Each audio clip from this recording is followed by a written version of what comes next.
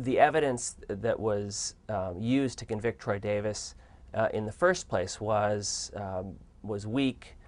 It was contradictory.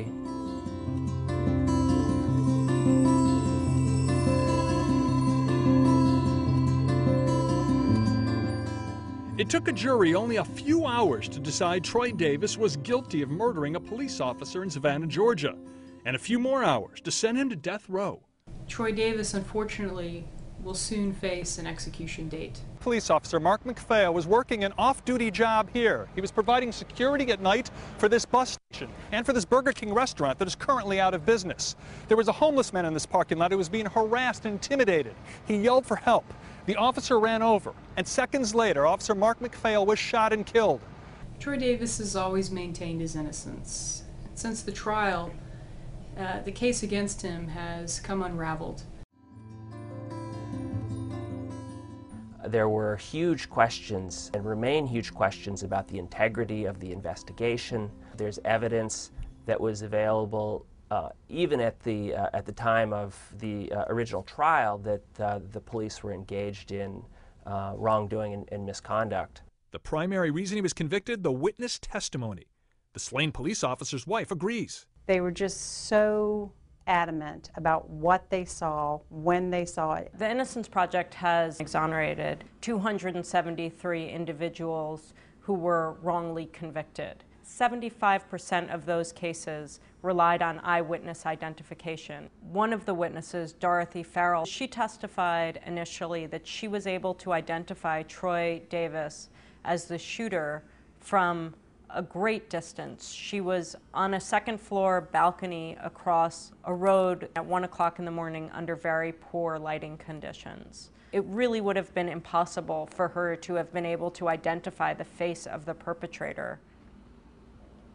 And if you look back at the initial police statements by the witnesses, there's a great deal of uncertainty around exactly what the perpetrator was wearing. One of the witnesses, he was looking out from heavily tinted windows in a car, which made it difficult for him to identify what color the perpetrator's shirt and shorts were. The descriptions of the perpetrator vary greatly with respect to height, build, and complexion.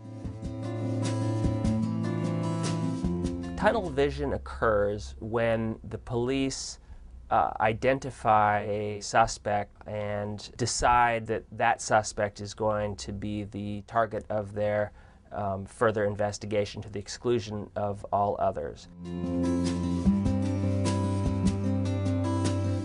The man who admitted to harassing the homeless person went to police the next day and told them he saw Troy Davis shoot the officer.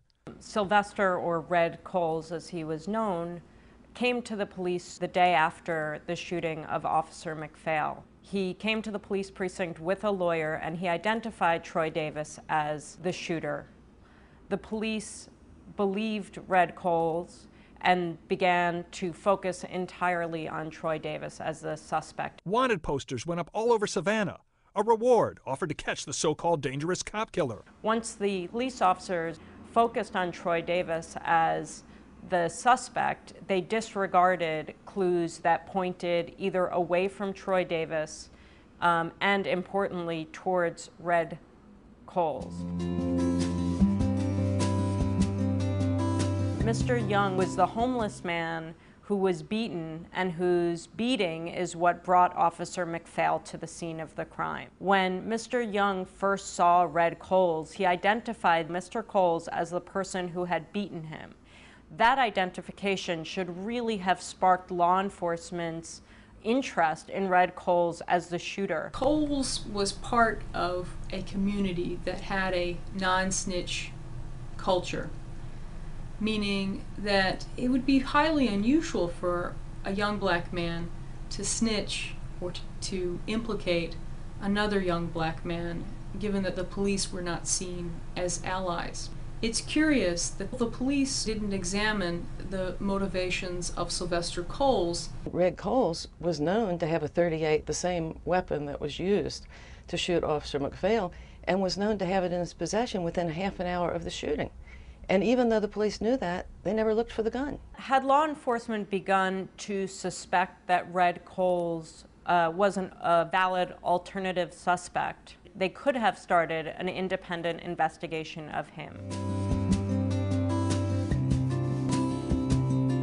Troy Davis's photograph had been widely circulated in the media shortly after the crime and identified as the lead suspect. By the time that the eyewitnesses were brought back in to try to make identifications, they had already been tainted. The Savannah Police Department conducted a reenactment of the crime using all of the witnesses, and they placed Red Coles at the reenactment as a witness and not a suspect.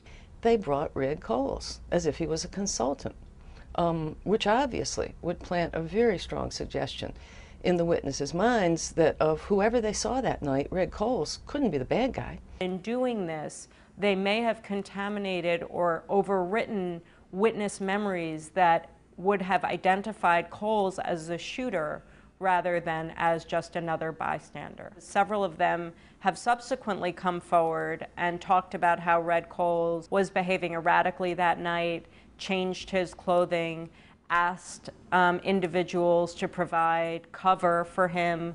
Sylvester Coles Yes.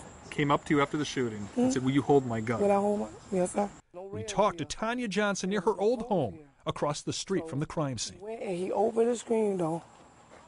This screen door here? This screen door, which this was not here. It was just like wood. It was a wooden screen door. This was tore out. He opened the door, set the guns here, and shut the door back. And did you think he did the shooting? Yes, sir. Did you ask him? No, How but the come? way he was acting, I was scared. You were scared to ask him. Yeah, I was scared. I was scared of him. Still scared of him now, but Today you're scared of yes, him. sir. This crime was really quite horrific and had to be very terrifying for the entire community of Savannah, and also for the police department, who lost a young police officer who had lived a life of good service to his community, had a wife and a young son. Well, you have a situation that is extremely emotionally charged for the police themselves. When they testified that they wanted to find the real killer, that they were not trying to make a case against Troy Davis just because he was Troy Davis, I think that's true. It only makes sense. But I also think that their judgment was clouded by emotion because one of their own was the victim. The risks in this case of starting over might have been not getting any conviction in the case, and it might have seemed to the police and the prosecutors that any conviction for a serious crime that involved a police officer was better than none. For good reason. There's the call for justice. There's the call to find the person who shot Officer McPhail and bring them to justice. But unfortunately, when passions are inflamed, that cry for justice can get out of control. And I very much fear and think that's one of the things that happened in the Troy Davis case.